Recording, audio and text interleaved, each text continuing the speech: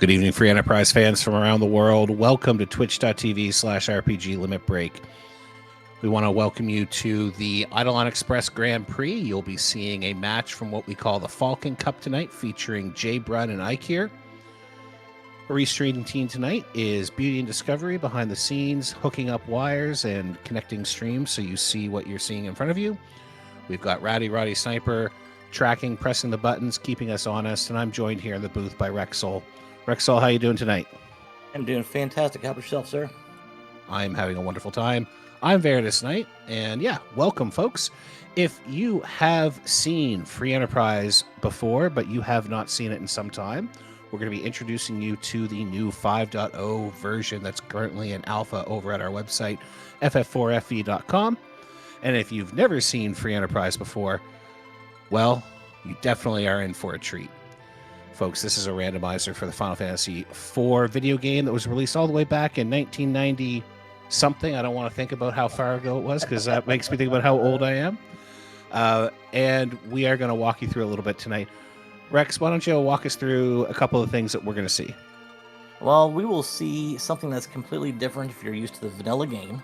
You're going to see that you start out with the Enterprise, which is the airship, which gives you access to anything on the what we call the blue planet or Earth that isn't gated by a key item. So you'll see in the bottom left and right hand corners of your screens, those are our key items that our runners will go to get, and those will open up different locations within the game. In addition to that, you'll also see that we're going to be going to pick up some people in our party. So what happens is in the normal game, you got certain areas where you can go pick up people for your party, like Damcian, the castle, or Mysidia, the town of wizards. But in this case, there will be no characters that are in free spots. Our characters have to be what we call earned, meaning you will have to defeat a boss or have a key item that gives you access to those characters. So those are the big key proponents you'll see right off the bat if you are used to the vanilla game but haven't seen a randomizer before. What else would you like to tell them about there, Veritas? Right you are, folks. And so, Rex, let's jump into some of the version differences, some of the first up things that if you've seen Free Enterprise before but haven't seen this version yet that you might not yet be familiar with. But folks, if you do have questions or you're new to Free Enterprise and you want to find out about it, there's a few things you can do. Like I said before, you can check out our website, FF4FE.com, or you can just pop in the chat if you're watching live on twitch.tv right now. There are so many awesome names in there already who I know would love to answer questions. Rex and I will keep an eye on it as well and do our best to make sure that you get everything you need to understand what's happening. But tonight, why don't we talk about some of the first changes that we're going to see from our previous release? Absolutely. So there is going to be what we call grouped objectives. So in the original release of Free Enterprise, what we call the main release, you had one set of objectives, and that either rewarded you with the crystal, which allowed you to go fight Zeromus to end the seed, or it just won you the game outright. Well, in the 5.0 alpha fork now of the game, we can now have objective groups.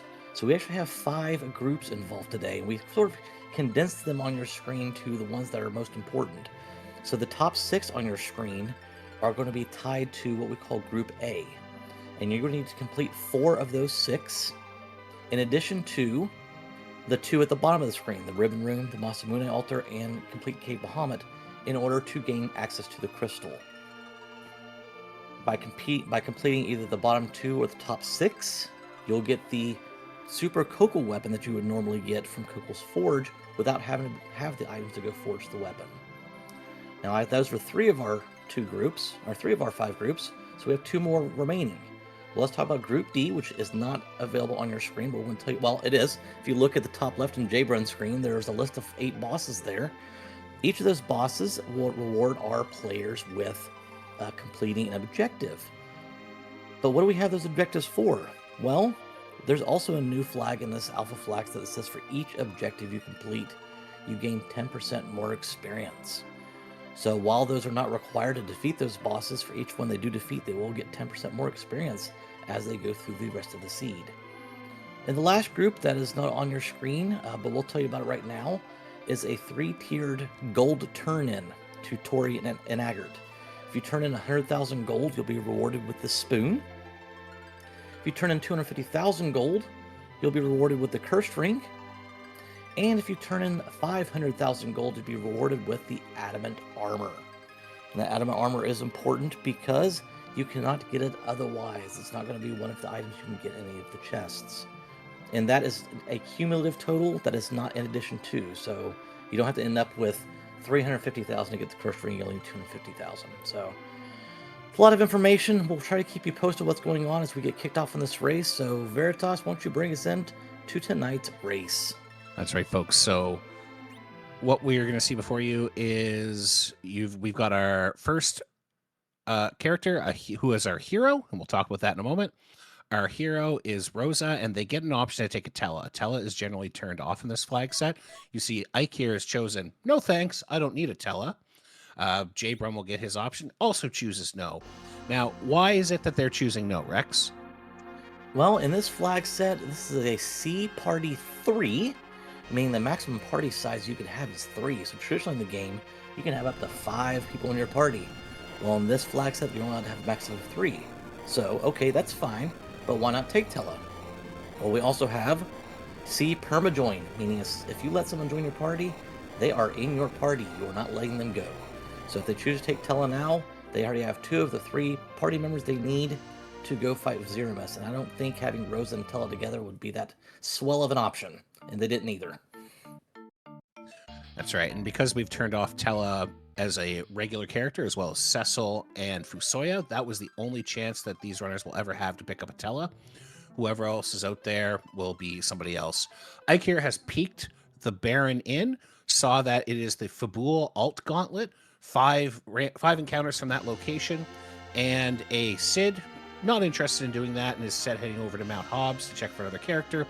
Meanwhile, JBrun is headed immediately to Mysidia, and he's going to raise the whale. Now, heading to the moon on this flag set is very powerful, because while we have restricted the maximum tier of loot across the rest of the game world, the moon is using a new flag called T Unrestrict, which means that the gear can be better on the moon. And because we've kept our monster boxes in their vanilla locations instead of being randomized, JBrun knows exactly which chests on the moon are hazardous to open and which ones he can open up and get some great loot to help him make his character selection decisions. Eykir, having checked Mount Hobbs, is now going to follow JBrun and zip on up to the moon as well. There's also a free character up here. Now, Rex, who do you want to be the character hanging out at the lunar altar? Well, I'm guessing you're going to want to have either a black mage or someone who can do some melee damage. You definitely don't want another white mage at this point in time, so Porm is probably the one you don't want.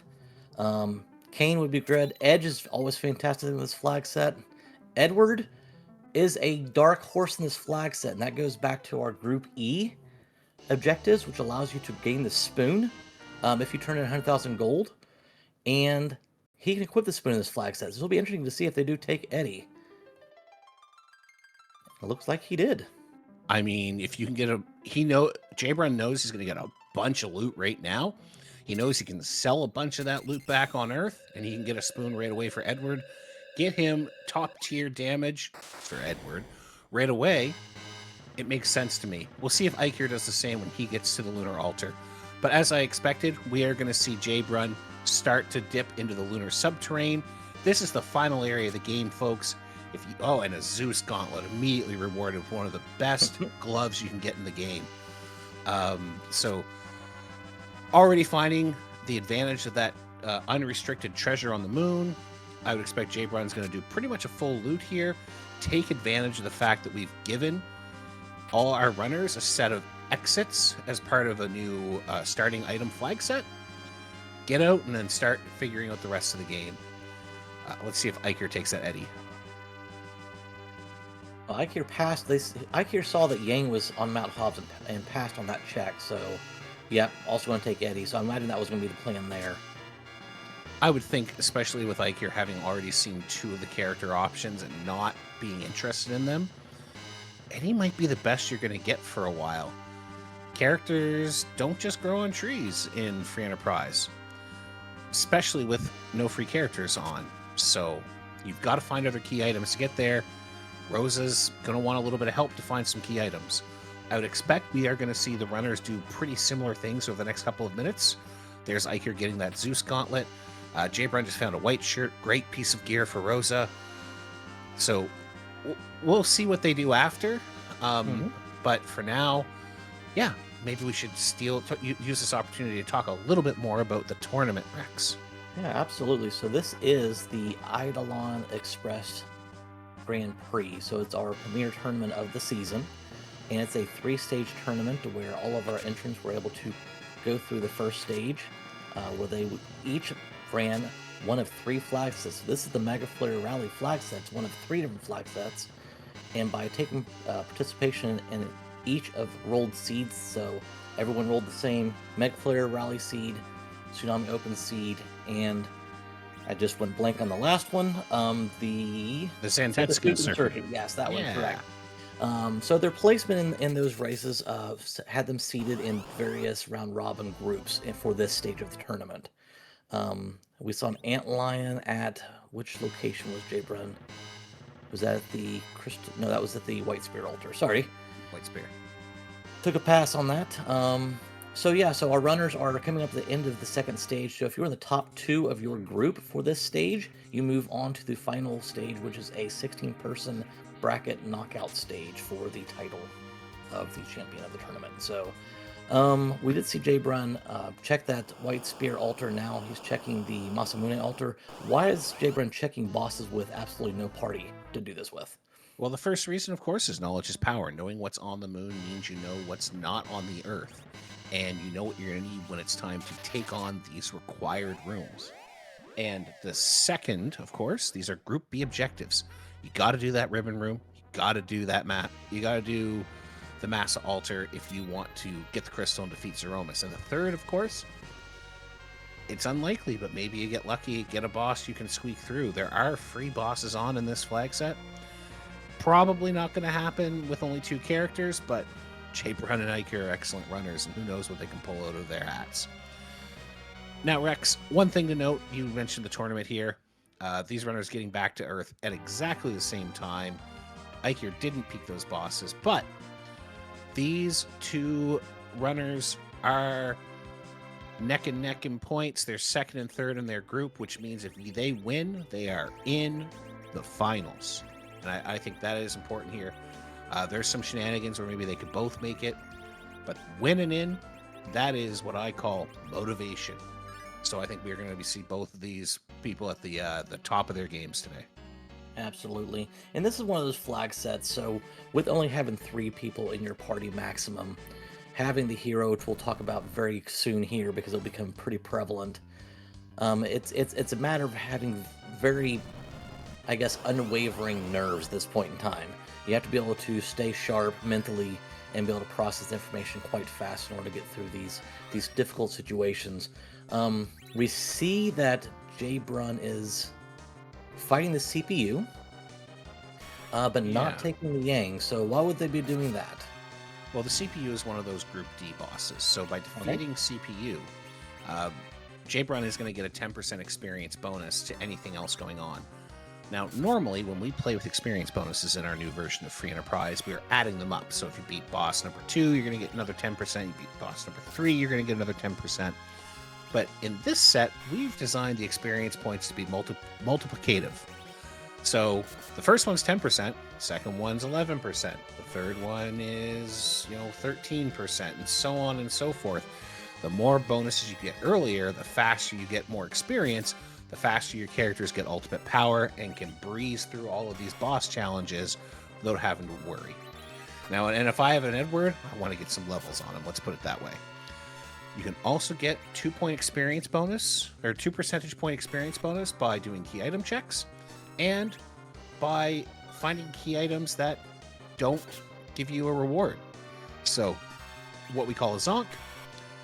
Oh, there's nothing here, there's an item or something else, you're still going to get a little bit extra experience for your trouble.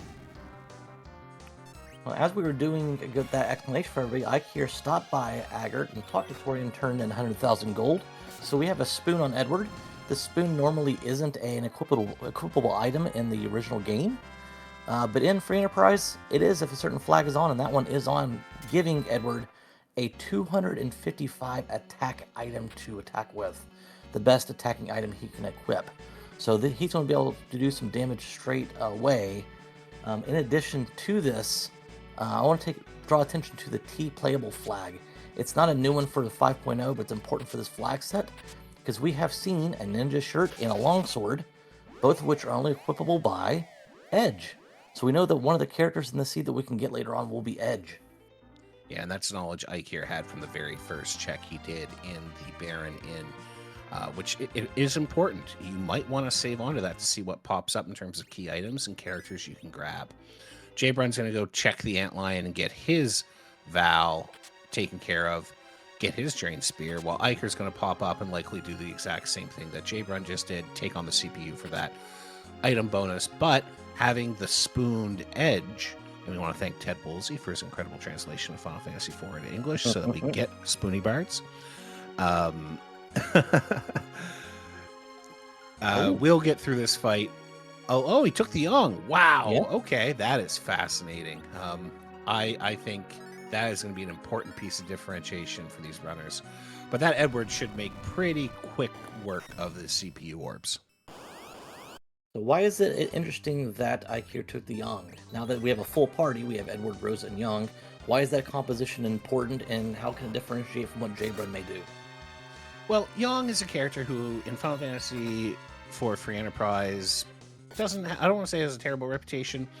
We call him a punch mage because his power is tied to levels in a way that the rest aren't. I can put a spoon on Edward. I can't put any sort of weapons on Young. He's got to level up to get his power going. Now, we know there's going to be all sorts of experience bonuses. There's only 3 characters for that experience. So when Young levels up, and he is going to level up pretty quickly compared to a quote-unquote normal Free Enterprise run, that punch power is going to come out faster than normal. But JBrun's left that slot open for a traditionally powerful physical character like a Kane or an Edge. So if we find one pretty quickly, maybe that helps him out. All right, so Eykir is done and headed towards Fabul. This Fabul defense check will heal his party up both before and after the fight, so it's a good place to stop, and JBrun's take advantage of the same situation, and we'll see who's lurking out where the Fabul defense would be. Well, that's purple robe, so that's some form of Mylon. It looks like it's Mylon and friends. This will not be much of a challenge. Looks like Eykir's going to throw out a J item and whap the Mylon with the spoon a couple times to take care of business. And yeah, JBrun right behind him doing the exact same check. So these runners, they know each other pretty well, mostly follow each other's steps right now, which is why that Young selection, I think, is going to be a really key piece of differentiation between them as we get through this. Now, Veritas, you said J item. What do you mean by J item? That's a great question. Great question, Rex. I'm happy to help you out here. So we have, if you only ever played Final Fantasy IV, aka Final Fantasy II on your Super Nintendo back in 1991, a long time ago. Nice. You wouldn't have seen fire bombs and grimoires and lit bolts. These items were in the original version of Final Fantasy IV in Japan. They were removed for the North American release. Well, our intrepid programmers restored them, as well as restoring the Japanese release abilities to the characters. They are now available, and this unlocks a whole bunch of extra strategies. Sirens are a common one. I don't think we're going to use them in this particular flag set, but those lit bolts, Gaia drums that cast Quake, those are really useful. A Stardust was found earlier. I know someone in chat mentioned that. These are really powerful, especially early game items to help you with those lots of monster encounters, or if you choose to take them, some of those monster box encounters that provide a lot of early game experience and a good weapon. And so we see Eykir going back and making that check now on Baron Inn. It looks like it will be the Gauntlet. We mentioned the Fabul defense, which is where the Gauntlet is normally in the vanilla game, but here it's going to be at the Baron Inn as part of the randomizer, and Eykir says, you know what, I've looked at this twice, and I still don't want to do it. Why do people tend to fade the Gauntlet when they come across it? The Gauntlet is long. Rex. It's long. It takes a lot of resources. We have scaled it, so we don't give you the same generic set of monsters you would encounter at Fabul. In most setups, including this one, you're going to get area-appropriate monsters. So the later on you see it in the traditional vanilla game, the harder it gets. Eykir said, you know what? I'm okay. I'm going to head on over to Eidolon, take advantage of the fact that we know where the monster boxes are. I'm going to loot that out and get a little bit of gear. We have T Wildish on. This is a slightly later game area. The chances of there being better gear in those chests is real. Of course, it is only max tier 5 here on the blue planet or in the underground. So if we are talking about max tier 5, for those who may not be familiar with the tiers of equipment, what kind of equipment are we looking for in Eidolon Castle? Rex, you're going to have to answer that one because I don't have the tiers memorized. I don't very much either. I do know that you're not going to find your defense swords, which I see one, but I believe that was a reward from a stop. You're not going to find yourself any holy swords that we're looking for, like your Excaliburs. We're not going to find your Artemis bows. It's going to be traditional equipment that you would normally find on the blue planet. I think the first couple stops in the underground locations in the vanilla game. So nothing game breaking, maybe better than what they have when they start out, but nothing too game breaking. But you do see Eykir taking a monster in a box. This is the Staleman and Skull box. So this will, in fact, give some equipment. But the T Myabs Pro, which is a new flag in the 5.0, says that though this is a monster in a box location, it's going to be distributing equipment based off of the location in the what word am I looking for? Progression. The progression of the game. So early monster boxes will give out less exciting or strong equipment compared to those in the later in the game. But why did we just see a legend sword? Why was that there? We've placed our key items not just in the traditional key item locations you would have found them in the original game, but also in our moon altars and also in the monster boxes that exist above the underground but below the lunar subterranean in terms of the game progression. So you can find key items in the Flame Dog chest in the Tower of Zot, all 3 Castle Eidolon checks, the Cave Eidolon check, the upper portion of the Tower of Babel. There's one box in there, the 4 ogre mages. I definitely said that wrong. Mad ogres. The Mad ogres. And the hair dryers chest on the moon. And I know I'm not supposed to use the hair dryers right now because we're avoiding meme names, but I can't remember. And of course, the giant. Yes. The chest on the giant. So these monster boxes are now in the key item pool. And that gives you an incentive not only to get the experience, get your characters more power, but maybe you'll find something you need that's getting one of these items, like the magma key, which we know guarantees underground access the way we've set this up, or the pink tail or the hook. You're going to want the hook with the way this guy's set up. So, yeah, those are the sorts of things you might find in the monster boxes. Perfect. Well, we've got JBrun taking on that aforementioned Fabul Gauntlet there in Baron Inn. In the meantime, Eykir is taking on the Black Cat and Lamia monster in a box. But before Eykir took the box, you might have seen him fumbling around with his equipment inside his menu, giving Edward a bow and an arrow, and then taking it back off and putting the spoon back on. That's because we have a flag on that takes advantage of a glitch that was in the original game. So because this was such an optimized, coded game in the original sense, there were certain glitches that were taken advantage of. And one of those glitches was a key or a flag in the background that said, hey, you've equipped a ranged weapon. You can now attack with the same damage from the front row as you did the back row, and you can attack enemies in the back of the formation as if they were in the front. Well, once you equip it, that flag is set and doesn't come back off. So you saw Eykir put a bow and arrow on Edward, and then put the spoon back on. So he's attacking with the spoon as if he was in the front row, or as if he had a ranged weapon on, even though it's not a ranged weapon. Yeah, and he'll still take half damage for being in the back, which is nice when you're fighting some mad ogres or fighting some other such nasty things. Another thing you might have seen, folks, is you might have seen Eykir throwing a life potion onto a monster. Now that's because the life potion brings a character back with 5 times their vitality score and hit points. But if you throw it on a monster before the monster's crumble completes, it'll do that, but monsters don't have vitality scores. They never even reappear, but you get twice the experience. So you're seeing Eykir do that now as a way to maximize the experience from these monster boxes, combined with the multipliers he's already gotten from a few checks. And all of a sudden, you're getting 13,000 experience and 2 levels on your Rosa. And levels are important. And you'll see Eykir's already got that Yang up over 1,200 hit points, and is starting to do some significant damage there. Eykir has looted out Eidolon now. JBrun is still working on that gauntlet in Baron Inn. Both runners have the Twin Harp, which is a check that traditionally you want to avoid because it's very long. But JBrun's going to find out what is behind that Baron Inn check. And I got to tell you, Rex, Eykir's faded that twice now. You got to think he's only coming back to that if it's 100% an option. And if that's something that JBrun needs, Magma Key or Hook, that's going to put Eykir in a bit of a bind. Yeah, that's exactly the point. So our runners are still looking for a way underground, and because there are only limited options in terms of a way to get underground, we are guaranteed to see the Magma Key, but they still need to grab it. Unfortunately for JBrun, that big long check at Baron Inn resulted in only a Dragoon helmet.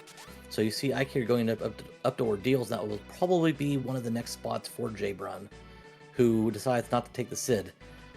Both runners do have the Twin Harp, though. They got the Twin Harp from the Fabul check, and that opens up the ability to go to Cave Magnus, which could also have that coveted Magma Key.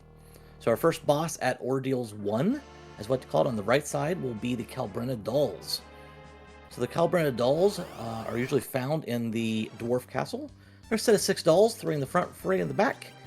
And if you do not defeat them in pretty close succession, if you leave one color of the dolls, the gray ones or the orange ones, up by themselves without the opposing color, they will grow into a gigantic doll. So you'll see the runners either trying to use area of effect spells to wipe them all down at once, like this Lit Bolt, or be very strategic in how they knock them out individually. So Eykir showing quick work with that Lit Bolt, and we'll move on from there. Yeah, absolutely. And that is one of our bosses in the Group D experience objective bonus, so that is worth an additional 10% multiplied. JBrun did get a Bahamut, which is also on that list, so there was a slight consolation for that very, very, very long check at the Baron Inn, but you gotta think JBrun's feeling that one. Yep, and Eykir went back and saved because we're going to find out who's at the number 2 spot, and that's going to be D Lunars, which is also on our list. This could be an interesting spot for the D Lunars.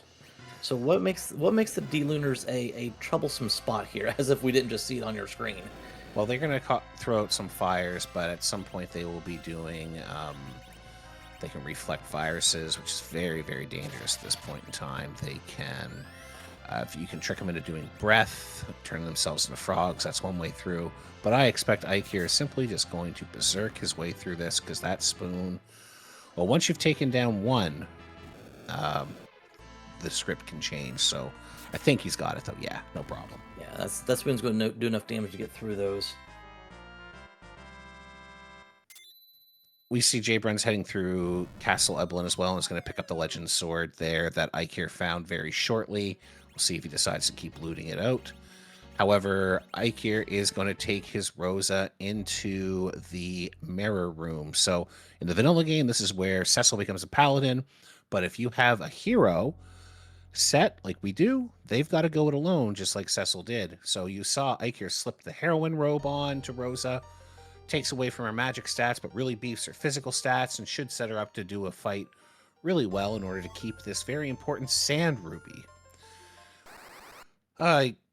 Sand Ruby, interesting. I wonder what character's hiding in Kaipo. Do you think we'll see tonight, Rex? I think at this point in time, you probably will not. At least Eykir will not, because there's no point in it. Eykir's got his party of 3, so it may just give him sad face if he does go to see who's there. So it would be unfortunate to go see someone like a Cecil or a Kane there when you've already maxed out your party. So, No Cecils tonight, but a oh Kane yeah, or an those Edge Cecils, correct? certainly. Yep. I think JBrun would be checking. I think JBrun is really, really hoping to get himself an Edge or a Kane right now. Maybe even a Kane with that defense sword in hand. Eykir's Rosa has no problem taking down that plague, does not worry about the count, and will be through. There are a few places that these runners could check for key items still, even though we have seen we've seen most of the standard overworld locations checked. There is the Flame Dog check on the Tower of Zot. You can always access the Tower of Zot in Free Enterprise. Even if you don't have the Earth Crystal, you just can't complete it. But they could also be looking for the D-Mist. Now, do you want to talk about the D-Mist, Rex? Sure, absolutely. So Demas in the original game obviously is the summon or the Eidolon that Rydia's mom summons at the Village Mist. That's what kicks off the game and the hunt for Cecil and Kane throughout the story. Well, in Free Enterprise, we have replaced the item that Edward gives you, which is the Twin Harp in the vanilla game, with something that is random in our key item pool from Rydia's mom. But to access that, you have to defeat her dragon first. And since we have randomized where the boss locations are, you must find the Dragon Mist somewhere in the seed. And when you defeat the Dragon Mist, you go back to the village. You see Rydia's mom, and she can have the potential to give you a key item. We call that the K-No Free flag. Right, you are, Rex. And if it is a D-Mist hunt, that opens up a few extra locations our runners haven't checked yet. There are bosses hanging out in the Mist Cave, at the waterfall, so kind of the first two boss locations. There's obviously that Twin Harp. Could be a boss, could be a key item they need. We'll see what Eykir does next year. It could also be the aforementioned hairdryer's chest. It could also be the monster box that's hiding out in the Giant of Babel, as that is also an above check. You know what, Rex, I'm going to be honest with you. I don't think we have the unsafe check on, or the can safe check on, so I'm not sure they can be. Usually it's the progression, as we define it, getting your guaranteed access to the moon, or to the underground, should be on the blue planet. Okay. Yeah.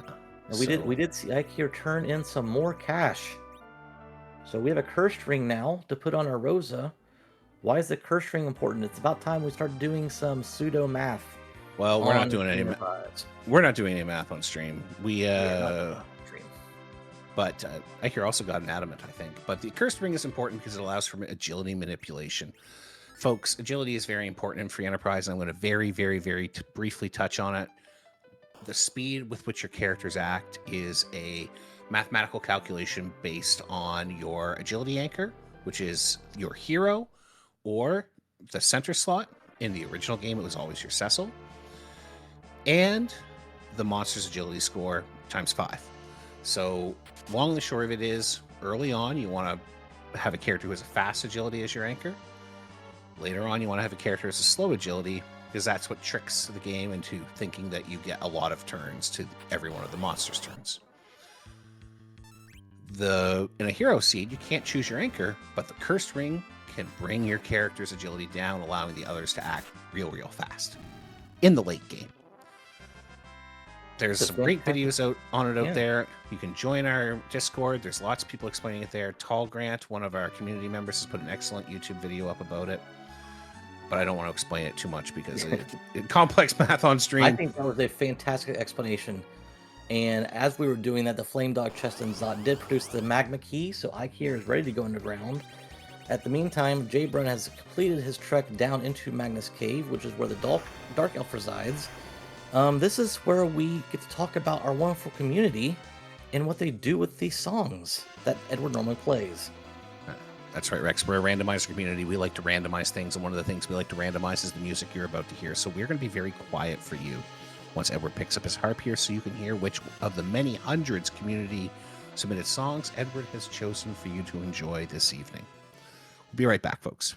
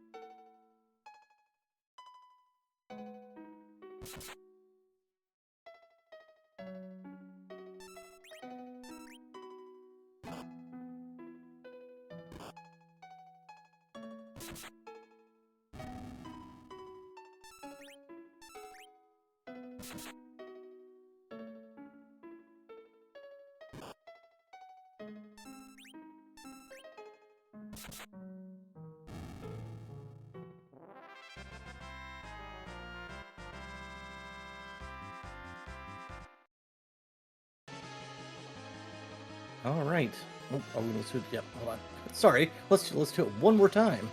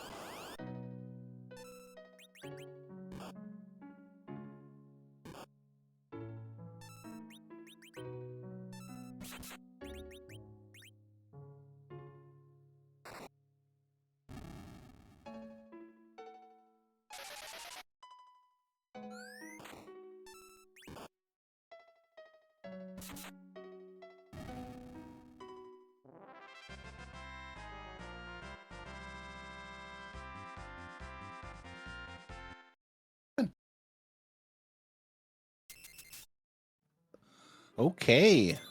Hey, Rex. What did you think of that outcome? I think that it is unfortunate, as they're saying in chat, that we went up to get the magma key, and then we're going probably right back up because Earth Crystal was awarded, which allows us to go up to the Tower of Zot next. Outside of that, it was quite interesting to see that the Baron guards were taken out with just normal attacks. The Baron guards are one of those what we call free bosses, where they are not possessive of the boss bit, meaning they can be either muted or stopped or any of those things. Not really a must-have in this situation, but it is something to note if you are a new free enterprise viewer or runner, that there are some bosses you can take advantage of that. So in the meantime, we have both our runners going to the Troya treasury that's normally guarded by the clerics at the Troya castle that allow you access once you have the Earth Crystal. We call this game Raid That Treasury. So what do we have today? Let's see. We know it's still going to be tier 5 max. Ninja Sword is a really good weapon if JBrun ever finds an edge. And there could be an edge. There are 2 characters on Tower of Zot, so I think that's going to push JBrun into this. Unfortunately for Eykir, it does mean he's going to have to go up the tower again, at least part way. JBrun will certainly be stopping off to get his magma key on the way, but because Eykir has been executing a little bit better, does have a little bit extra power in that Yang, which is actually getting to be a fair bit of extra power now, Eykir got through a few of these fights faster, so is ahead a tiny bit in terms of checks that matter. And I say checks that matter because Eykir did ordeals, which JBrun hasn't. Got a key item there, but JBrun did, of course, that very long gauntlet. So they're roughly neck and neck for that. But Eykir does have the extra power in hand. Yep, so we see JBrun going up to take that chest as we figured he might. And it's a good thing that will reward the magma key, which will allow for access underground.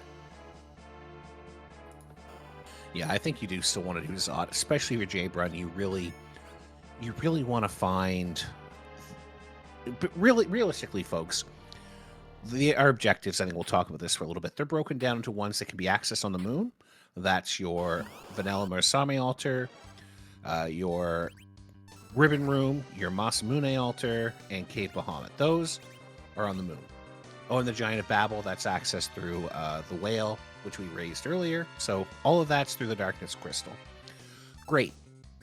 But you still need to get some of those top objectives. So you need a rat tail, you need a pink tail, you need a hook to turn both of those in, you need a tower key to blow up the super cannon down the underground, and you need a key to the Baron Castle so you can get to the basement and take on the creature there. You got to find those key items. And in fact, because you need so few compared to maybe what you could, that means finding them is even tougher. So got to do your key item checks. They could be hiding out on the moon. Everything we need could be on those lunar altars.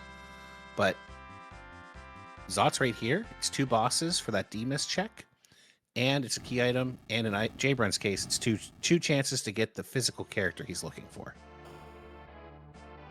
All right, so we see the King and Queen Evelyn left their cozy place in Fabul to head up to the Tower of Zot and guard the back area of the tower. Yeah, 2 more free bosses, or another free boss that you just don't want to see at this stage. You'd really want that one to be hanging out on the moon if you could get it that way. But both runners through. First character is a Yang. Be curious to see if JBrun takes that. We know it's a Golbez waiting for us in the Vanilla location in the Dwarf Castle in the Underground at the second boss there. It's 2 scoops of vanilla in one sitting. So, folks, I hope you're okay with a little bit extra ice cream tonight. Really curious to see if JBrun gets that edge. I'm really pulling for him. Yep. Yeah, without the hook to be able to give you the immediate access to the Evelyn Castle check. Oh, it is the edge. There is an edge. There we go. It is the edge. JBrun's probably going, yes, right now. Yep. Yeah, because you really don't want to go down underground with just the 2 characters, especially the 2 that you have. So finding that edge is definitely comforting to JBrun in this case. And as long as JBrun and Eykir both decide they're going underground at this point, which I would think they are. I would think they are making that decision. They're going to be basically neck and neck, despite the earlier choices in Divergence. So, folks, this is a real great race that is heating up. Buckle in. It's only going to get more interesting from here. Yeah, I think at this point in time, there really isn't a reason they would diverge from that route. I don't think there's a key item that we'll get here that would divert them from that path. Maybe the Baron key. That's the only thing I can think of. Yeah. That would keep them from going underground. So Leviathan's big wave, it does cut out a quarter of your hit points right away, but both runners have a spoon word, an edge with a spoon. Eykir's got some pretty good power, and as you can see, I don't think they're too worried about what comes next here. Eykir got through the Leviathan, no problem. There's not a huge amount of hit points there. The Ice 2s are going to sting, though. Whew. Artemis Arrows is our reward for the Tower of Zot.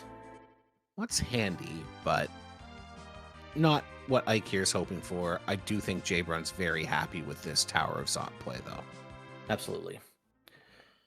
So Eykir's going to go up and start doing some moon checks. Do we see Eykir taking any of the monster boxes first? What is our play here for Eykir?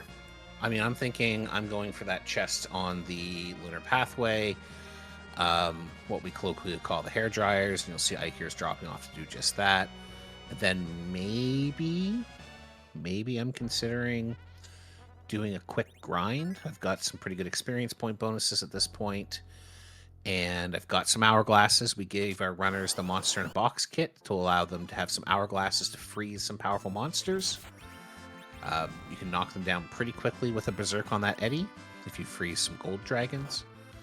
We'll see what Eykir chooses to do. But JBrun is going to pick up his adamant armor, and then I would expect is going to... Oh, maybe he already has it? Nope, gonna go sell. I would sell some stuff, yeah. And then I would imagine is going to blow a hole in the mountain. Which, folks...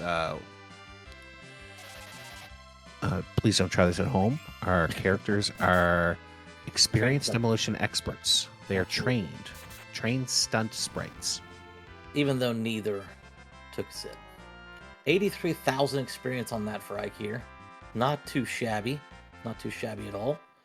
But a Moon Veil is what we get from that. No key item. Moon Veil is not anything to shake a fist at, though. That may come in useful later on. What does Moon Veil do for our runners? Well, it makes one character have an incredibly high defense stat and the reflex spell capacity or the wall spell capacity for an extended period of time. It basically, it's okay, this is a physical fight. Well, this character's getting through. Or we really got to worry about reflecting some spells. We can do it. Well, It's a bit of a cheat sheet. We saw that Octomammoth there at the boss altar. So that Moon Veil is free. Yeah, as Beauty put into chat right away, as I was just thinking the same thing. That makes that fight pretty much free. So that's a huge pickup, despite what it may look like on paper. Exactamundo. One thing, folks, just to give you a quick heads up where we're at, there is going to be a slight delay on some of the tracking. Rex and I are going to do our best to keep you up to speed if more key items are found. But our tracker had a local challenge vis-a-vis the weather. So we will be keeping an eye on that for you as best we can. Yep. So our wonderful restreamer Beauty Discovery is doing double duty right now, trying to do some of the tracking as they are taking care of the behind-the-scenes work there. So we will try to keep you posted as best we can, help out Beauty as best we can. So please excuse any delay there. We see JBrun heading out into this little cave here underground, which is the pathway to Feymarch, or the land of the summoned monsters. In the meantime, elements. Eykir finds elements at the Cave Bahamut spot, which in the original game, and this is going to surprise you, Rex, that's where Bahamut lives. Oh, wow. Colloquially, jokingly called Cave Value by Final Fantasy IV Free Enterprise runners. And in this case, I think Eykir is going to get through this pretty quickly. That edge is just, or that Edward is just throwing out the damage. JBrun gets the pink tail. Excellent pickup. Needs the hook to complete that, but very happy to have it in hand, I would think. So, are we going to get a peek at the bosses? We're going to go shopping first. Yeah, I would think you're going to peek the bosses here. We see if there's something you can do to grab a bunch of experience. Eykir, maybe. Yeah, or you're definitely looking for that D-Mist. I have a sense that D-Mist is going to be important. Rex, I'm feeling it. Yeah, that probably will be. Not here today, though. No. And I think if you have a black mage who can cast something that can take it, because that's the Dark Imps, traditionally from the Super Cannon room, normally just regular enemies. They go down from a coffin or a fatal effect or a stone effect. Eykir is through that objective. That is a required objective. Cave Bahamut is the first on the board, having taken down the elements, gets a boatload of experience, and I think is getting to the point now where Eykir doesn't have to worry too much about what lies before him in terms of challenges.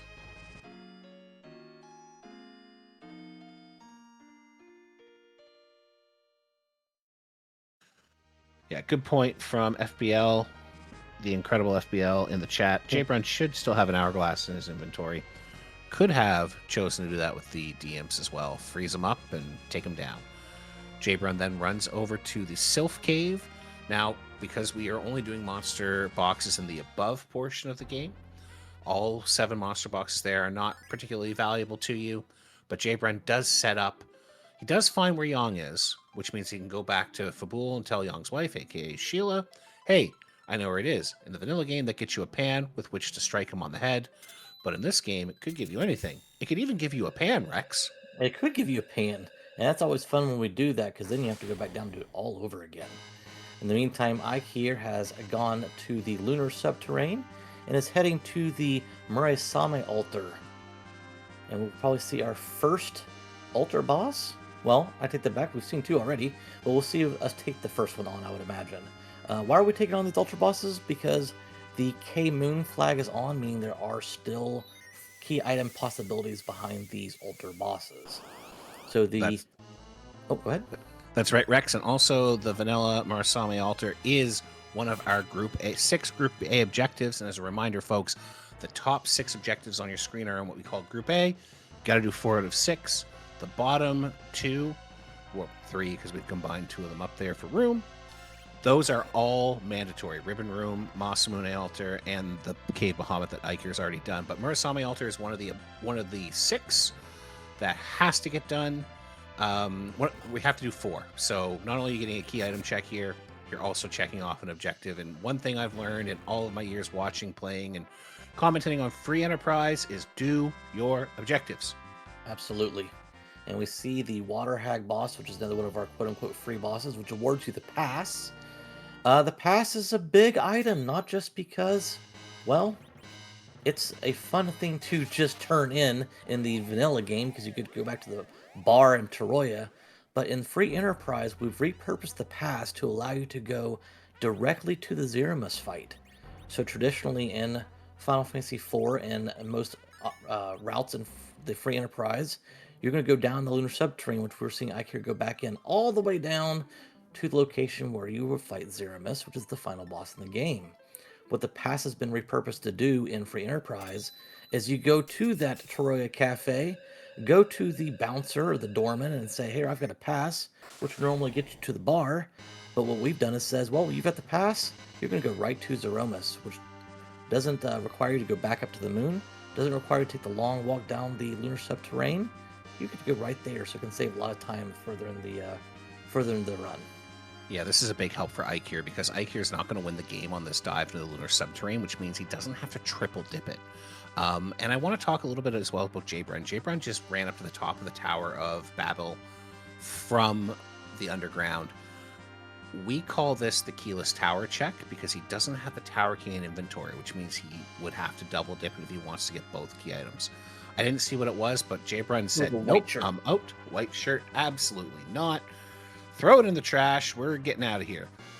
I have to think JBrun thinks he's behind with the way he's running this. He has the ability to get the power he needs very quickly to go to the moon, but he's doing a few checks that I think are a little low propensity. That Sheila 1 check we're about to see now. Keyless Tower is famously something that runners don't like doing if they don't feel like they kind of have to take a risk. Eykir's doing the objectives, hitting those key items on the moon. We'll see if this works over JBrun. That's tower key. No, that feels bad. That real feels bad. But let's talk about why JBrun reset out. If you are not familiar with how a randomizer would work, and specifically Free Enterprise, because that check at the top of the tower did not reward a key item that's worth keeping, you could not use an exit spell to get back out of the tower. JBrun had to have walked all the way down, and since he had made a save before going up the tower, it was much quicker to just reset to his previous save, forego the experience he had earned to be able to save time in that respect. Yeah, it's a lot faster than running back down, and it's honestly about as fast as doing this would be. Now, if JBrun had had the tower key when going up, he probably would have set up a save so he could reset back to the save and just do the tower key check. We're now taking on that antlion. Eykir's lost his Yang. Antlion on the moon is one of those traditional, you'll hear runners joke about it, the antlion belonging on the moon, and it's because he always seems to turn up here, and boy, oh boy, does the antlion hurt on the moon. Mm-hmm. Those counters for any basic fight command can be rather painful, as we saw Yang take one to the face. I see we have our characters doing some sort of spasm on screen. That's because we've used the blink spell on our Rose and our Edward, as we see the Dr. Luge and the Kinaroom spot on JBrun's side. That blink spell allows our characters in our party to evade 2 physical attacks before they are rendered back to their normal state. So you see Eykir casting blink on his Rosa again. She'll do her little dance there. And then she'll be immune to physical attacks for 2 turns. Well, for being targeted twice. That's right. Meanwhile, Edward is throwing out smacks with the spoon. Edward has been berserked, which means that you're no longer controlling him. He's attacking faster at a very rapid pace and does additional damage. Berserk strategies are very common when you have a physical character.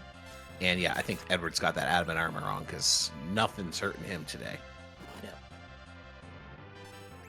Unfortunately, as much as Eykir's trying, that Young does not want to stay awake. He keeps laying down on the job. That is important, obviously, is because if your character that is not our hero, which is Rosa today, if your character is not is incapacitated by some form at the end of the fight, they will not receive the experience from that fight. Yeah, exactly. And realistically, Eykir really wants to get some levels on that Yang. He wants to make sure Yang can survive Zeromus' big bangs. Edward doesn't do a great job with the big bangs at the end. All right, so JBrun has walked back down the tower after blowing up the cannon room. So this is where you traditionally see Golbez come back after you in the vanilla game and destroy this wonderful bridge. In the meantime, we have a glass helmet, and, well, we have the inventory boss. We'll talk about the inventory boss in a second. The adamant rock is what we got from the tower, the cannon room on the tower. So we have the legend sword and adamant rock. Doesn't gain anything. JBrun does have his first objective because he's taken on the super cannon. And something to keep in mind is that even though Eykir is running ahead on a few of these checks right now, Eykir doesn't have go mode. He doesn't have the ability to complete enough checks to finish the game. Really needs to find pink tail, rat tail, hook, and bearing key, some combination therein. And pretty much gotta have that, or gotta have that hook if you're not going to do the tower key, right? So Eykir is running ahead. Eykir is executing very cleanly, but JBrun's Gambles has found one of those critical missing key items, and that might be part of the Artemis arrows at the forge. Artemis arrows. Yeah, you're not going to get, folks. You're not going to get your super forge. So we put in the items from Final Fantasy IV Advanced into this through the super forge, but in this version, you're going to get your super forge by completing your bottom 3 objectives: Ribbon Room, Massa Altar, and the Cade Bahamut, which Eykir is getting ready to do. So Eykir is going to get a really interesting reward from defeating this Octomom on top of the key item. JBrun is going to go without taking those Artemis arrows as a consolation prize. So we see a sparkle hopping behind the wall there at Dwarf Castle. So we know that the first boss of the Dwarf Castle is what would traditionally been in one of the altar spots of the moon in the vanilla game. We have seen thus far Plague, D-Lunar, and Pildim, which means this is Ogopogo or Wyvern. It is Ogopogo. The Nope Rope, this is a problem as we look at Rosa and Edge's health. Yeah, we'll see that big. They're not gonna survive that. No. Edge may survive by just a hair. The Edward's going to make it through. He's got a spoon and the dart. Will this be enough? It is. Yep. We've got Golbez next, though. Well, you know what? Golbez, actually having a character down for Golbez is not the worst thing in the world. Correct. Let's just hope we can reflect his spells back quick enough. There's an Avenger at the Moss Altar, which in this case is of no use. But there's a Perseus bow. That is what we got back from our Kokol super weapon. That is equipable by our Rosa, our hero. So it is a hero flag. Oh, sorry, go ahead. Is it handy if you feel you need to shoot arrows? Eykir probably won't, but who knows?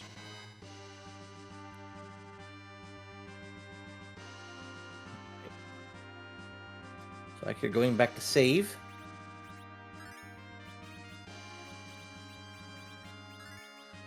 Yeah, there was a question in chat, Rex. What do the yellow numbers mean when you see a hit on one of these monsters? They are the critical, a critical hit. So in the 5.0 alpha fork of the game, we have introduced a visual cue. It used to be just almost a flash when it was a critical hit by a character. But because we want to make sure it's easier on our runners through various different capacities of vision, we have changed that to a yellow indicator, yellow font. So Yeah, that's a quality of life change as we strive to make the game a little bit more inclusive and get rid of some of those flashes that back in the early 1990s we didn't know were as challenging as they are for some people. And so, folks, we're going to see our runners continue to work through here. Golbez is down.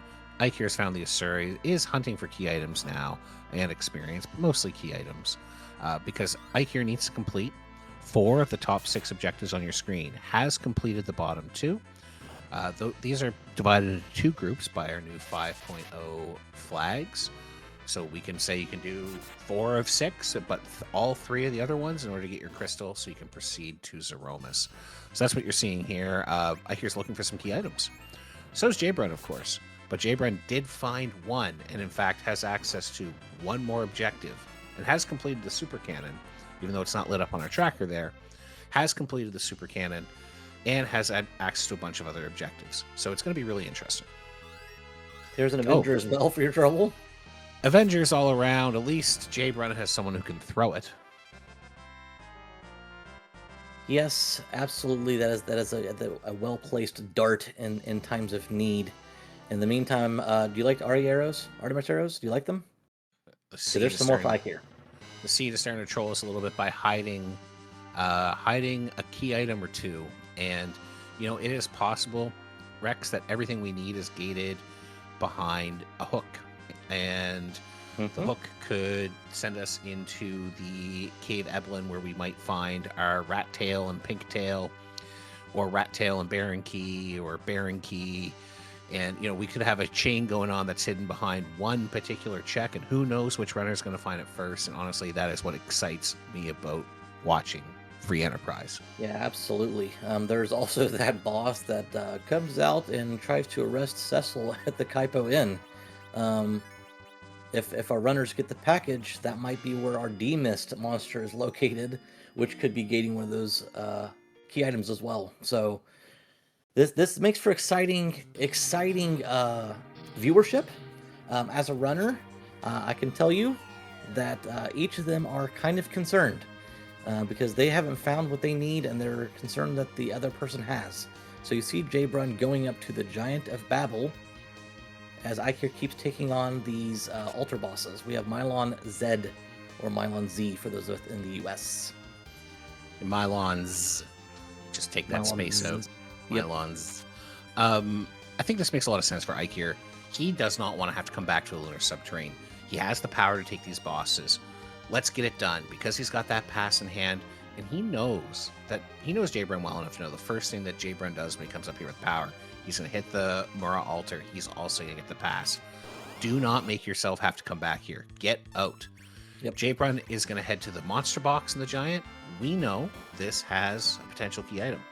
And if this one pays out, it's the hook or the Baron Key. That could be a real leg up for JBrun. All right, so Eykir's through the Mylon's check. Let's see if there was a key item back here worth having. Excalibur, not so much. Another sellable piece of gear for Eykir. JBrun's through the last arm. No real challenge there. And more arty arrows. Rex, I heard you like arty arrows, so we got you some arty arrows. There we go. Fantastic. Let's load up Rosa with some arty arrows, shall we? JBrun's going to at least check this boss. So this is one of the most challenging boss spots in the game. In preparation, JBrun lowers his battle speed, which means he'll be able to react faster within the ticks. He's getting looks like it's an Odin, I would think. Oh, yes. Yep. Ooh. No mentioned in the chat earlier that he should have picked up some lit arrows. I bet you he's really feeling that now. But he's got an Edward, and I wonder if we might see Thunderstruck strategies. What's a Thunderstruck strategy? It sounds exciting. AC/DC meant like that. Yeah. Why would a runner like that? Yeah, so basically you can hide Edward. I think you can do it with Kane with jumps, and you can avoid the Zantetskins. And hit after the second one, if you hit Odin with lightning, he self-destructs. But that didn't happen here because the physical damage levels aren't that high.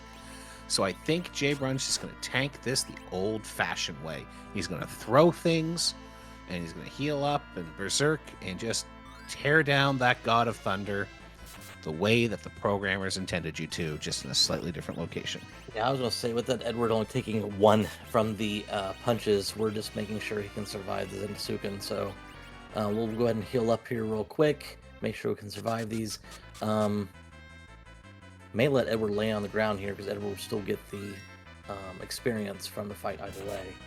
Yeah, apparently it's magic power that controls Zenitsuken, so apologies. But anyway, Odin is not going to be throwing out too much damage with them. Eykir is going to start retracing some of JBrun's steps. So it is going to be interesting. The Edward goes down. That was a good amount of the damage. But we're just going to... Let arrows on Rosa. Let arrows on Rosa. Let's go. Rosa is going to be the hero we need.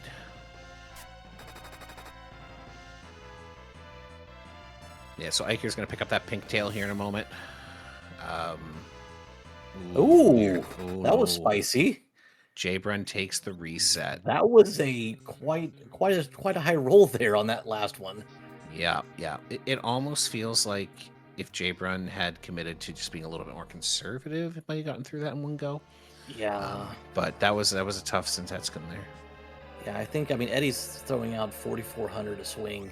Well, I guess that was a crit, so let's just say 3,000 for nice round numbers.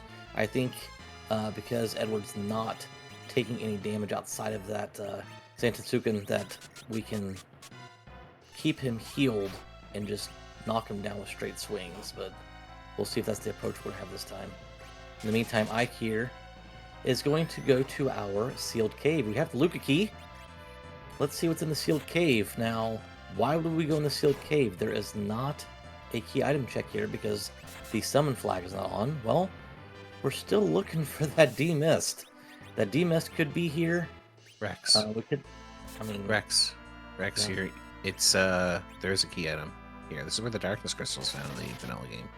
Oh, that's right. Yeah, it's okay. There's a lot going on, folks, and I apologize. This is a main check. My apologies. It's all right. You got your caves confused. Cave Bahamut, Self Cave. Yeah, there's too many caves, folks. It's tough. Yeah, I know. So yes, Eykir could find a boss here. This boss is very quick, and certain bosses can be quite challenging. But I think Eykir will be okay. But also there is a key item, and we are still hunting for... We're still key item hunting, let's just be frank. That second or third Zenitsuken does quite a bit of damage. JBrun takes the second reset out here. Curious to see if he goes for it. Nope. Says, nope. You know what? No thanks. I'm done. Took the previous save, so... It looks like JBrun... Yeah, it looks like JBrun's not going to go to the moon. It's almost certainly going to follow through Eykir's footsteps there. Might skip... Well, won't skip the hairdryers because that's a key item check. And... Yeah, I'm sure JBrun's now feeling the pressure after that. Eykir, I know, is feeling some pressure, but JBrun's going to be really sweating. Yeah, there's the pan at the top of Silk. So, yeah, to the point there, and Drizzlio did comment that this is a very long check, so it's mostly avoided if at all possible. In addition, one of the glitches that is quite common that we exercise in Free Enterprise allows us to warp from Dwarf Castle to this sealed cave, so we don't have to do this walk, but that's not on in this flag set, so my apologies for any confusion. In the meantime, that is a nasty bird at the top of this cave, or bottom of this cave, for that matter. Yeah, exactly. Wyvern is also in our boss pool, but I think experience is pretty much maxed out now for Eykir. He's going to rip through this very quickly with a Berserked Edward, and is going to keep that pan, and I think that pan really helps Eykir because it is going to push him towards the Sheila check that we know rewards with the tower key, which that is going to be Eykir's second Group A objective. He still has the giant. He can do it any time. So he just is basically at that point has the pink tail. It's not lit up, folks, but he has the pink tail. Got that in the Fey March. Basically just hunting for either the Baron Key or the hook at this point to get into go mode and take us home. But for now, Eykir is going to have to get out of here, and we'll see if Eykir chooses to make any changes to that route or does head straight to Self Cave to strike an unconscious man on the head with a heavy iron kitchen instrument. Rex, are you a doctor? Does that work? I don't think that works. I mean, but to be quite fair, in comparison to our party on the right-hand side, that guy in the cape looks much taller. So I don't know if this game adheres itself to our expected rules when it comes time to life. So yeah, I don't know if that's going to work. We'll see though. Yeah, I'm not a doctor either, Rex. I only play one on TV, but yeah, I'm pretty sure it only works in the video game world. So once again, folks, please do not strike unconscious party members on the head with pans. These are liability. Yeah. This is do not try this at home. Do not encourage your children to do this. Definitely do not do this to your children. No, please do not. Yeah, so I'm looking over my notes here. We have the hook route. I'm trying to look at how many bosses we have left. Towards I think you're onto something with something key being behind the demist check. So neither of our runners checked the mist cave location where demist is in the vanilla game. Neither of our runners checked the waterfall check, which is where the Octomammoth lives in the vanilla game. I mentioned that it would be really fun if it was at the Kaipo check behind the package. We've got both hook route bosses. We've got our 3 in Baron Castle. And the only one we haven't seen besides that was the second giant boss. So there's still a few unseen bosses out there. Yep. We will find out. Yeah, Eykir has struck Yong with a pan and is hastening back to inform Yong's wife of his location and return the evidence, I think is the best way to put it. Yeah, probably. I mean, honestly, if you put out a Final Fantasy IV edition of Clue, I think one of the items would be panned. Don't you think? Oh, that would be fantastic. That hasn't been done. Needs to be done. Hasbro, are you paying? I know you're watching. I know you watch all of our streams. The spoon and the pan both are weapons. All right, so we know JBrun's going to get that moon key. There's the tower key. Pan check is in. It's the Baron key. Sheila has the goods. She has the goods. That puts Eykir into go mode. He can light up the super cannon check. He can light up the Baron basement check and do the Giant of Babel to get his crystal and proceed to Zeromus. JBrun, unfortunately, is going to be well behind. It looks like he's going to do a full clear of the moon, just as Eykir previously did. Great for levels and required, but unfortunately, we know the rewards aren't going to be there to drive. Well, the Luca key's there, and I think that leads to Pan. So, Luca key into Pan, into Sheila. That's one of the paths out. The other path would be to find the hook wherever that's hiding. And frankly, the hook might even be here because we are starting to run low on key item checks, Rex. I would imagine it has to be here. I think at this point, if you're Eykir, you're going as fast as you can. I know that Pan was not in a fortuitous location, but having something buried this far into a chain has to have our runner worried, even when they have no reason to be. So, the deeper a chain goes, if you fade at any part of that chain during the process as a runner, you're worried if your opponent did not do so. So in this case, Eykir's like, well, I spent all that time on the moon. I cleared the entire moon. Yes, I got the Luca key, but all that other time was spent there. Has my opponent already done it? You also have to recall Ordeals. Ordeals was done. He didn't have to do it. He got in the Sand Ruby. That's time spent. So I think you're going to see Eykir blow through this as fast as they possibly can. Again, we are going to try to take the opportunity at the end of this race to talk to both of our runners, if possible, to let you as the viewer know what was going on inside their head while this is going on. We can only speculate at this point in time, but I will let you know that both of our runners are looking at their clock as they're running this. This is a very, very tight race in their mind. Yeah, Eykir is not even going to go check the standard Baron. Does not care what's in the trash can, the key item reward here. All he cares about is defeating this Baron boss, lighting up that flag, and proceeding through. And it's the Dark Knight Cecil. This is tough. Yang can take this though. Yeah, Yang's Rose fine. Yeah, Rose can take it too. Yeah, she might go down, but folks, all you have to do is let the Dark Knight Cecil hit you with 3 darkness waves, and then he will announce that justice is not the only right in this world. Soon you will see. He will crumble, and victory will be through to Eykir. JBrun is picking up Warlock and Carry Chest. This is a classic. If you need some XP, this is a check you grab, and I feel like he really wants a few more levels on that edge. And as you recall, if you're joining late, Eykir very early on picked a Yang up at Hob, kept with him, got him to the levels he needs, which accumulate pretty quickly, and is now punching his way through all the challenges, combined with Adamant, Spoon, Edward. JBrun waited. He waited. He knew there was an edge in the seed. He waited and waited and waited. Finally got the edge at Zot, but does not have quite the same level of experience. Did not do the moon yet.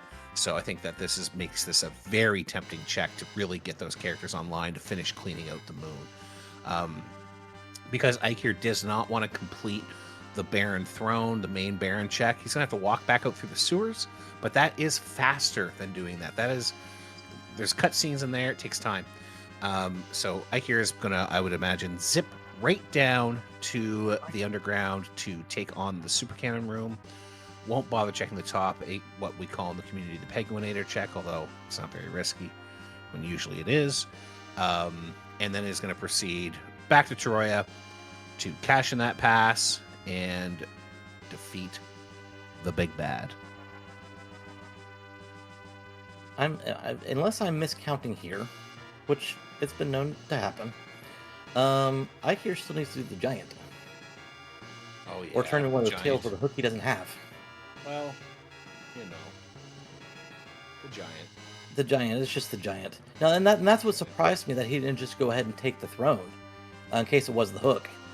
Because it would allow him not to do the giant, or not to have to do the giant. Because now he's resigned the fact that I'm going to turn in either tail off the hook.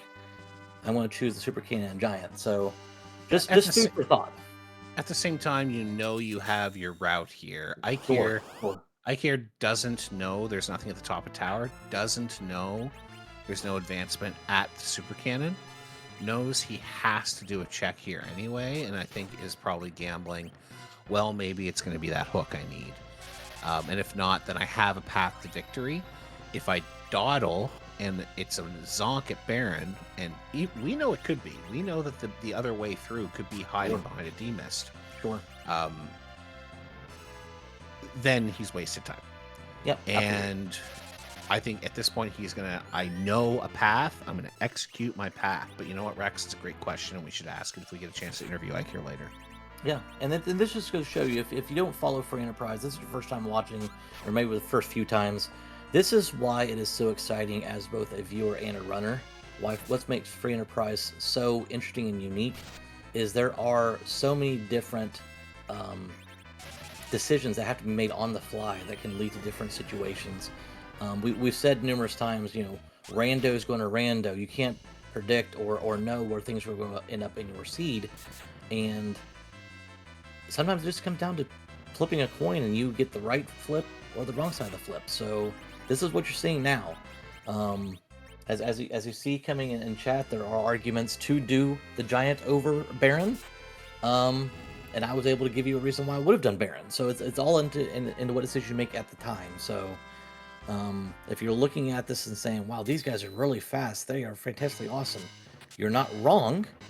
But at the same time, you do understand that some of this is just a matter of making a call and sticking with it. So we see the Luca key picked up on JBrun's side.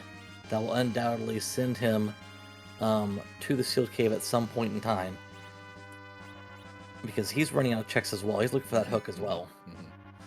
Yeah, and while we're watching these runners kind of run over each other, folks, let's just take a moment. First of all, once again, thanks RPG Limit Break for having us here tonight. It's a real privilege. Rex and I have had a great time.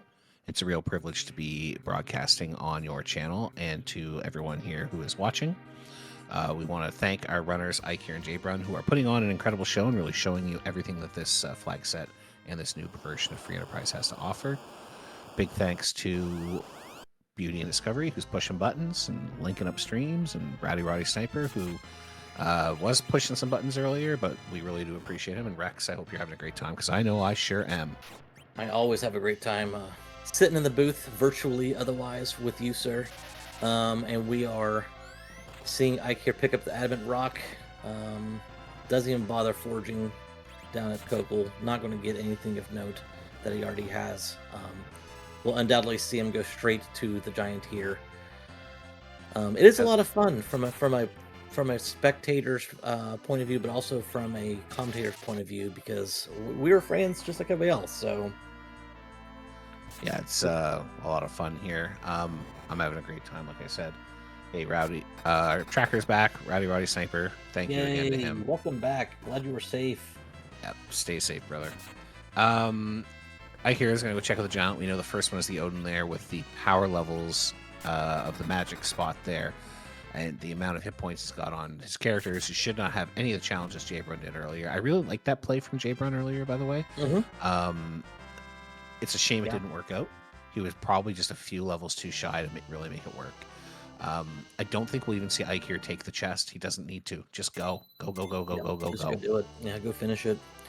Yeah, I think at that point in time, if it's not Odin, I mean, it could be a handful of other bosses, and JBrun does not have difficulty there. It's just Odin is quick there, and because Odin has a script where, with that speed, is just pumping out those Zantazukans, that it wasn't a good spot at the right time for him. So we'll have to keep an eye on this, Rex. We'll have to see if this is the demist at the second check here, and then we'll have to keep an eye on the scroll later to see if the Hook is hanging out with Rydia's mom in Mist Village, because let's be honest, folks, that might make it so that the pivotal moment for JBrun would be bouncing off that Odin. So there are definitely some questions here, and of course, JBrun's an excellent runner. He's going to execute on this moon very quickly. He will know he's got to go straight to Luca after this, pretty much. And if Eykir runs into challenges at Zeromus, JBrun could be nipping at his heels very, very quickly. Yeah. So it's not over. Eykir's definitely got the lead, but it's definitely not over. And folks, we want to remind you, this one's important, because whoever wins advances to the 16-round knockout tournament that's going to start very soon. So Eykir definitely has the inside edge on that one now. But like I said, anything can happen. It's free enterprise. Absolutely. I do find it interesting, and this is where I'll pick your brain for a moment, De Veritas, that at any time on the blue planet that either one of these runners didn't just dip in and check for that demist, especially since they have a pink tail in hand. I know, obviously, we don't like the boss hunt for the demist because it is such a low percentage check, but since they have done so many checks at this point in time, it's surprising me they didn't just dip their head in to see if it was there. I think for both of these runners, it's a desperation play, and they're definitely desperate, but they have other options available to them. Eykir, I think, was probably at the point where he was going to start searching when he found that pan, and that pan's really blown the seat open for him. Yep. So if it had only been one required key item, I think it would be different. But getting both at Sheila, that's really good. That's really absolutely good. All right, so Eykir's through the first boss. Odin, let's see who was hiding behind the second spot here on the Giant. Yeah, this is the CPU spot. This can be really dangerous as well. Not quite as many hit points as the previous spot where the elements hang out, but it is the Mom Bomb, so she brings lots of extra hit points with her. Yep. Yeah, that Yang with the Thunderclaw really ripped through that Odin just as we expected. I don't expect this Mom Bomb to be too much of a challenge here. Not with Eddie throwing out 4,300 and Yang. Ooh! Wow. Rosa just took a nap real quick. We'll see, though. Edward is really throwing out damage. Yeah, this is a formality at this point in time. Yeah, there goes the Mom Bomb. We're not going to see the explosion tonight. Other than the explosion of the Giant, it has been successfully destroyed by Eykir. We have turned off the character here, and that's important because we want to ensure that your characters are available earlier in the game. Normally, you get a character here, but let's be honest, folks. If you get through the Giant, you're pretty much at the end of the game anyway. You don't need a new character. So exactly. to ensure you see your available characters earlier, we've turned this one off. And that's where this pass is going to come in handy now, there, Veritas, because now Eykir does not have to go back to the moon, does not have to go down the LST to get all the way to Zeromus, as he picks up the crystal for having his 4 objectives from Group A. So we'll see Eykir go over to Troya, go to the cafe, hand over that pass, and go straight to Zeromus. So as you see, Lord Goober's putting an N in chat. For those who are not familiar with Free Enterprise, we have our audience, our viewers, our fans put in Z flags in chat. That is signifying that we are going to go fight Zeromus. Would you like me to tell them why that's important, or did you want to tell them why it's important there, Veritas? Well, Rex, why don't you go ahead and tell the kind folk? All right. Well, I shall do so.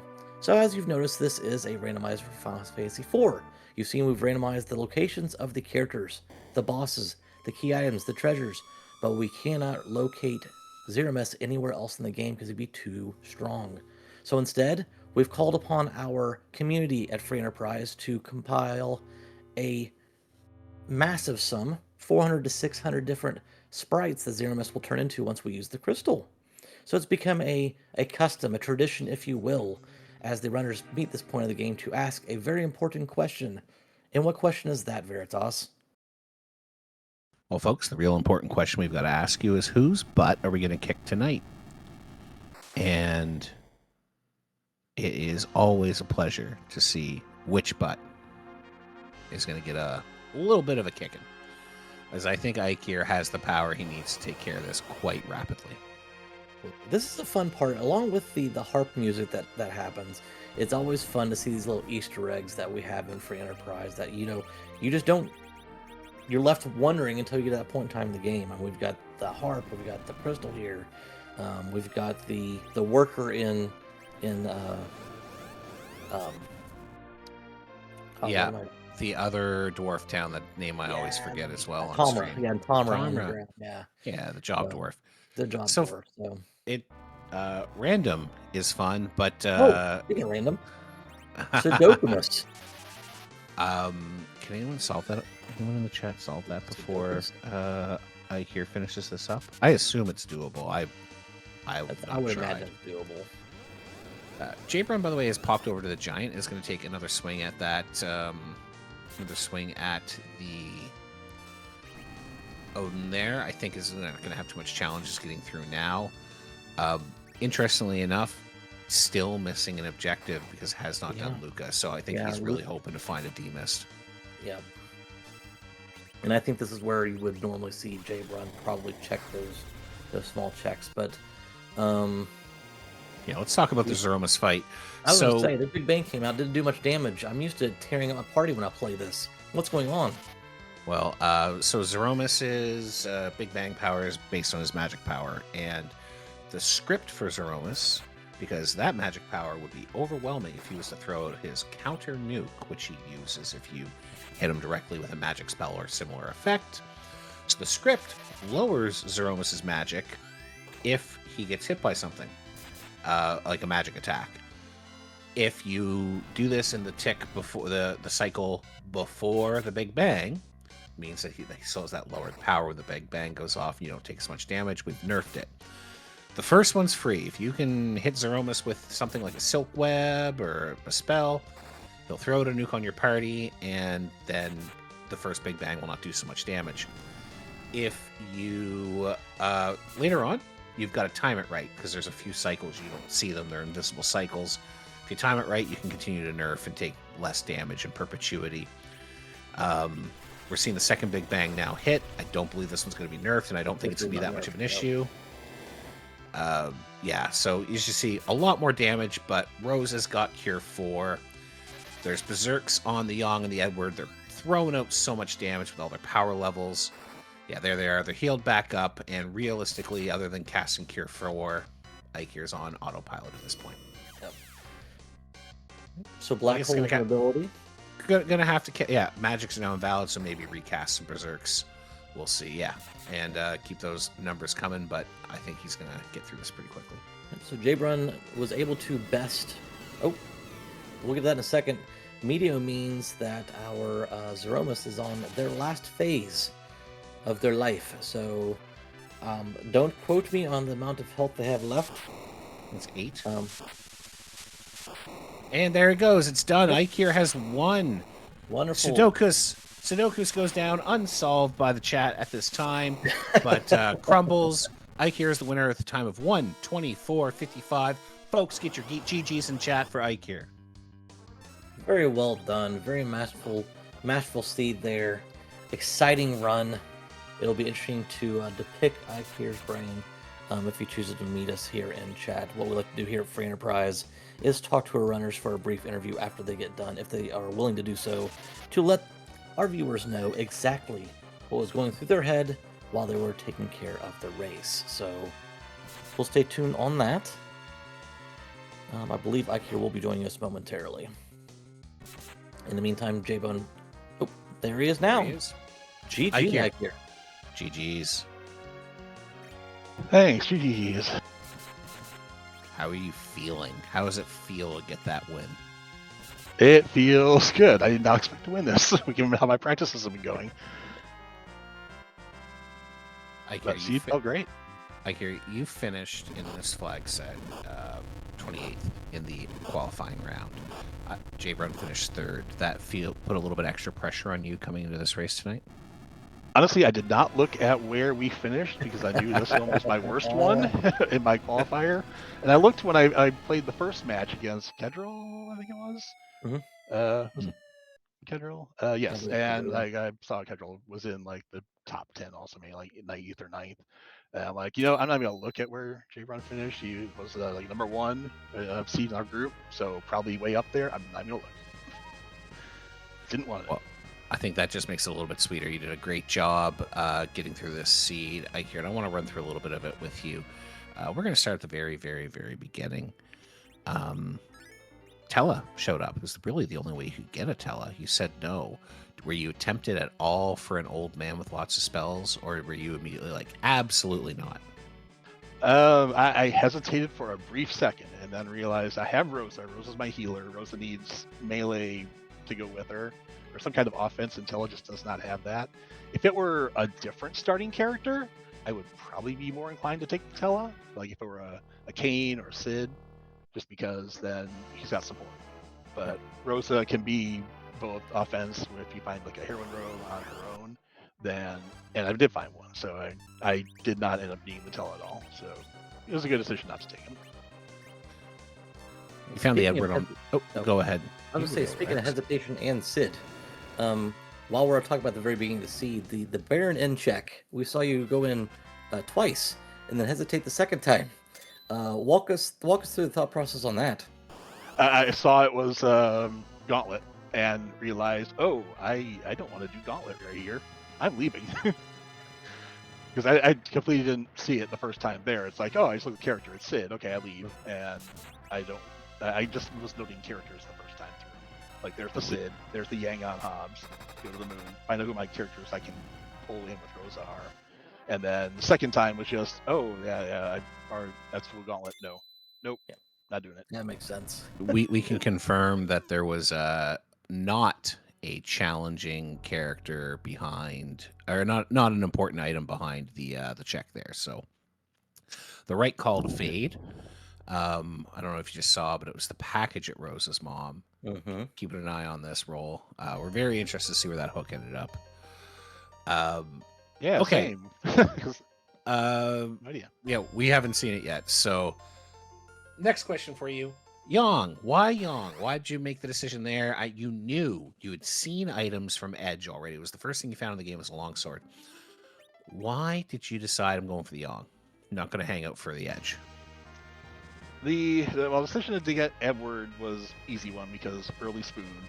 I took the Yang over the Sid and over looking for another character because I've had some seeds where it's like it's hard to find characters in. Like we never found the hook for the character. We found Baron late when I was in go mode, so I wasn't going to find the character there. And a lot of these seeds are get your party early and set it. And so Yang was going to be my endgame character. He ended up not needing to be the endgame character because Edward had to feed them to handle everything.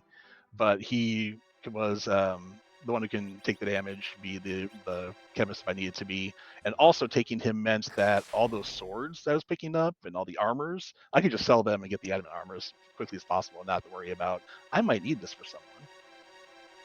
Yeah, Oh, there's that makes- Venus. Okay, and the hook was on Baron. Oh wow. Oh yeah, that was So the other that was one of my possibility. questions. That was my questions. So I had actually mentioned, I said, okay, so we understood why you went straight to the throne. So I'm like, okay, went to the throne in case that's demist or what happens to be fine.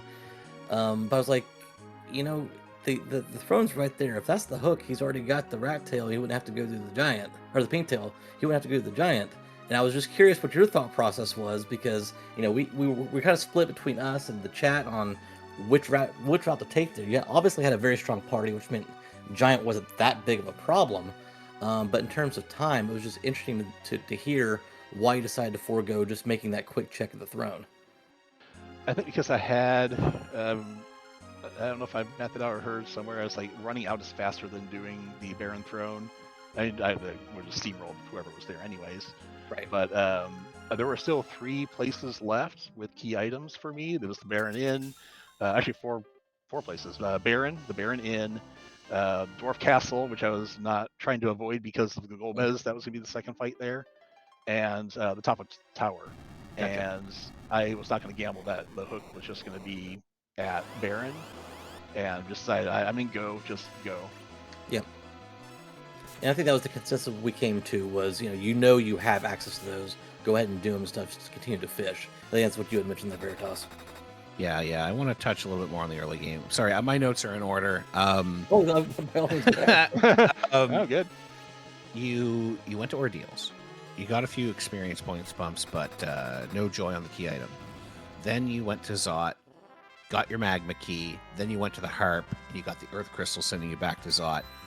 Were you feeling behind at this point, or were you still pretty confident that you were running ahead? I felt about average there. The checks and the ordeals didn't pan out. The double dip of Earth didn't pan out. I didn't go underground with the magma key, which I think helped because I mostly wanted the experience. I was trying to get enough XP so that I could take on the moon, and it worked out that way. So that's why it was the do the Earth, do the harp, and not take magma key immediately underground. If I can just do the moon, all the moon, because there were so many moon checks. We had 4 moon objectives. Do them all at once. Their key items can be up there, so if I can get my key items for go mode up there, great. I think Luka Key was up there. Was that on behind ribbon? It was in the ribbon room. Yeah, so it ended up being a good play, but I felt that JBrun may follow the same routes, may take on the Baron in, but otherwise you have to go get that magma key if you want to progress, or if you just go early. So I felt pretty average there. I didn't really feel ahead until ever, honestly. I fully expected that my Zeromus fight to go and be like, okay, well, he's already done, and nope, he wasn't yet. Yeah, that was my next question, was why the moon over underground? Because that's your real point of divergence in this seed. You did Ordeals, JBrun did the Gauntlet, but skipped Ordeals until much later on. You went to the moon. You cleared the moon. Yeah, excellent job clearing the moon, by the way. Really, really great to watch. The first moon reward that you got was the pass. Was that a big relief knowing you would never have to come back to the moon once you were done?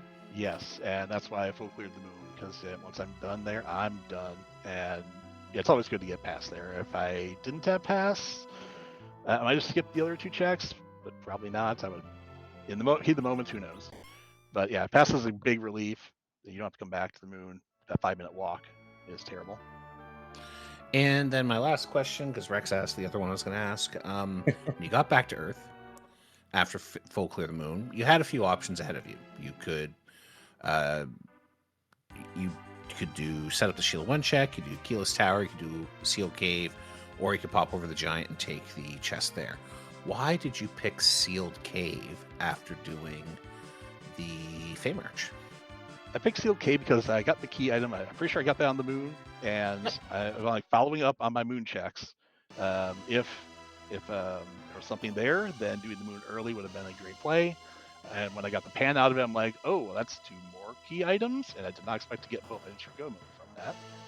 So just it validated my choice to do Luca as opposed to. I mean, I knew going up Earth that the Golbez was going to be at the dwarf castle. I didn't want to deal with him unless I had to later. But mostly just following up on the one key item I got from the moon, Luca. And I follow up your key items. I knew that you skipped dwarf because of Golbez. I didn't just forget to mention it was an option. I swear. No problem. Yeah. mentioned it earlier, yeah. You win, you're in. Eykir, you won, you're in. How you feeling? You looking forward to the next round? Yes, I am. Where we have to play all the modes. Yeah, didn't expect to make brackets, so this is a tough group, and yeah, I'm looking forward to it. Rex, anything else you want to add?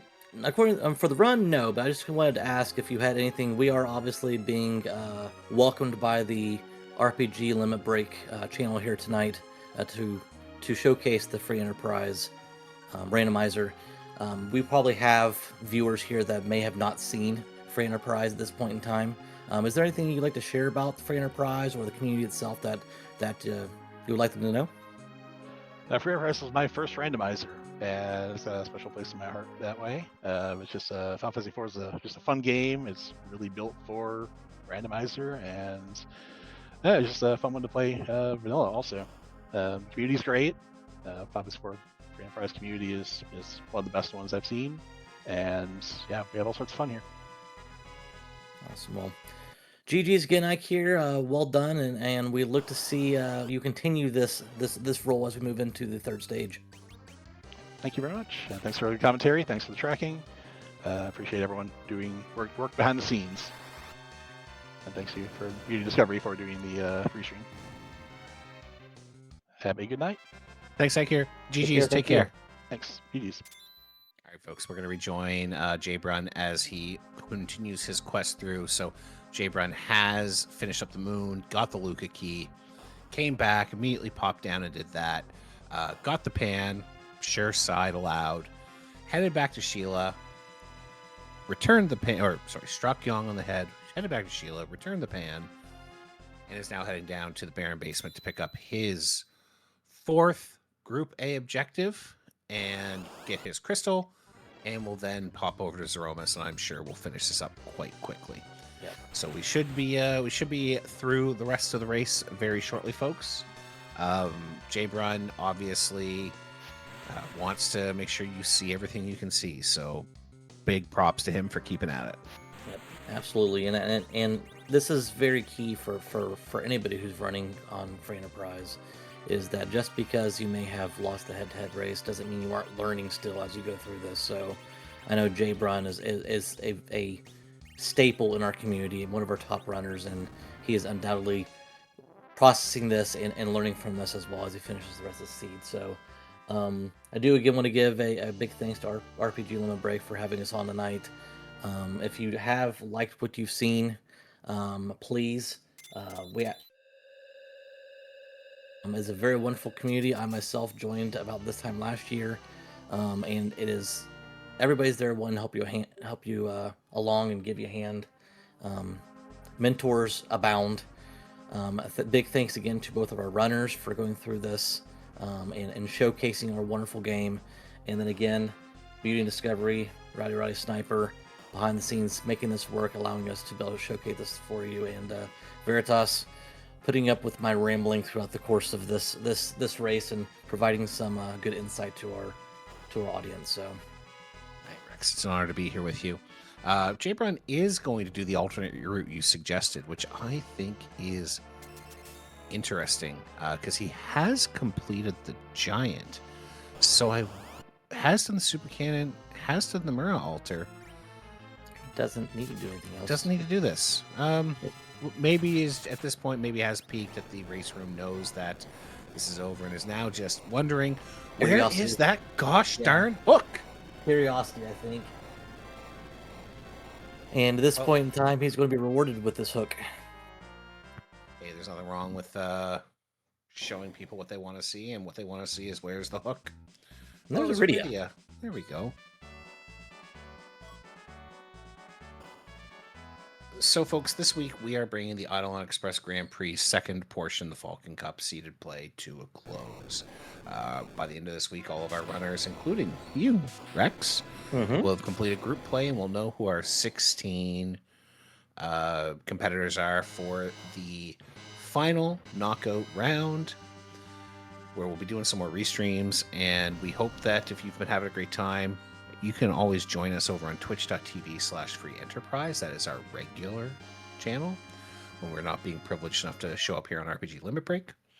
And you're going to get to see lots more restreams. We should have a few more this week. I expect there's going to be one on Friday night. Rex, you feeling? Maybe that might be feeling?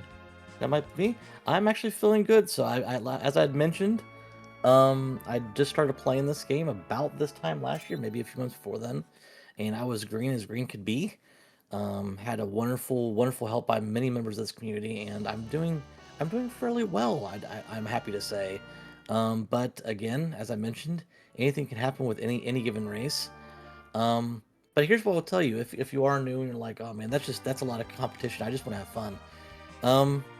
The free enterprise community is great for that, and the fact that, you know, Veritas, you mentioned this 16-player knockout tournament for our final round. Well, we're gonna make sure everybody's still having fun. We actually have a consolation bracket that goes on too. So for the other 17 racers that will not, or I think it's more than that, I think it's 22 racers that do not make that round, we do have a consolation bracket for them to play. So we do encourage anybody and everybody to play and have fun. So I would encourage you, no matter what kind of goals and aspirations you have, if you find this interesting, please jump in, say hi. Absolutely. And if you're someone who is just poked your head in, once again, big thanks to RPG Limit Break. We want to point out that RPG Limit Break 2026, which supports the National Alliance on Mental Illness, will be taking place in May 17th to 23rd. Be viewable here on RPG Limit Break, and you can head on over to their website, rpglimitbreak.com, to check their schedule. They're in Denver, Colorado this year, folks, which, I mean, the Mile High City, I've always wanted to go. That's a beautiful city. Beautiful city. Beautiful city. I've heard great things. And yeah, we are also available, folks. FF4FE.com. You can go there to see our wiki, roll up a seed, or join our Discord and enjoy the incredible community that is there to support you, whether or not you are rolling your first seed or your 1000th seed. But meanwhile, JBrun has gotten through to Zeromus and is ready to go kick butt. And Rex, I have important news for you. What's that?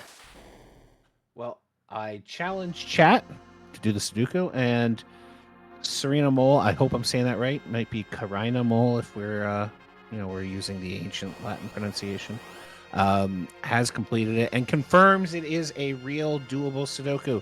So if you are struggling, you are bouncing off that Zeromus, and that is your sprite, pause the game, do the puzzle, relax, and then get back and kick its butt. Absolutely. It's always fun as a runner to see who's behind these, and we're not going to spoil any of them for you. That's the fun part. So, as people who are just runners of free enterprise, not the behind the scenes individuals that make this happen, the wonderful people that make this happen, we don't know who these sprites are until we get to this stage of the fight. So, it's a fantastic thing to see. I've had a few that have literally just made me laugh. If I'm just playing casually, I don't mind laughing, and oh no, I laughed too hard, and now I've got to reset. That's okay, right. Hey. Firebird Lover call me out in chat. You may end up first in your group, doing well, you say. Yes, it may be the case, and if that happens, great. If not, I'm happy that I was able to improve over what I was able to do last year and continue to improve. So. It's a lot of fun.